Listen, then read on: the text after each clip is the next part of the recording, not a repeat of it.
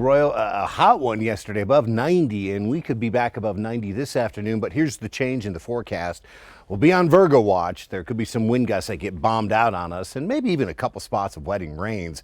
Temperatures after today do start to trend down, a bigger step down next week. Right now, Sunday is probably going to end up being the windiest day of the week ahead. A little moisture is creeping in underneath the heat dome. That's going to keep the temperature switched on. We're back in the 80s and 90s today, near 100 degrees in Carlsbad, Roswell, Hobbs. Central, western, and northern New Mexico is where we've got the slight chance of the isolated gusty thundershowers. Albuquerque is included on the dry thunderstorm, dry lightning strike outlook area. So is Santa Fe and Taos, and points west towards Farmington, and also areas all the way down to Silver City.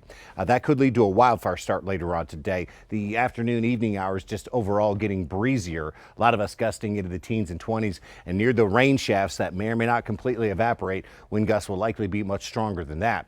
We'll watch any isolated showers and the cloud cover kind of thin out by morning, except out in eastern New Mexico. Lows should hold in the 50s for most of us again tonight. Now we look ahead towards Thursday, and while the central, western, and northern part of the state generally dries out, areas along the New Mexico-Texas state line and here into southeast New Mexico, where we're still up near 100 tomorrow, could catch the isolated gusty thunder showers, whereas for the rest of us, that chance is no longer in play.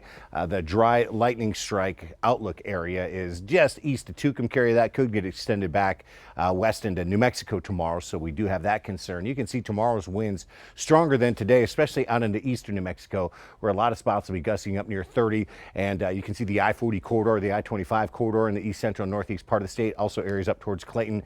Fire weather watches have already been issued. It could be a red flag warning day tomorrow. Northwest New Mexico, Four Corners area. This computer model is showing a lot of rain. There could be quite a few spots of Virga out there, but as far as wetting downpours are concerned, they will be isolated. Highs upper 80s in Farmington. We'll switch it down into the lower 80s Thursday, Friday. Saturday jump up a little bit. Look at that drop into the 70s Monday, Tuesday of next week. Here's southwest New Mexico, 88 Silver City. We're still way into the 90s off the mountains. There is that slight chance of an isolated gusty thunder shower. That's not in play though for Thursday, Friday, or Saturday. It's lower 80s into Saturday, and then a drop to around 80 by early next week. Alamogordo at 94. We're still up near 100 from Roswell to Carlsbad. In this southeast corner of the state, we're not necessarily on Virgo watch today, but we will be tomorrow. And then Friday, Saturday, we're still up near 100 with the dry skies.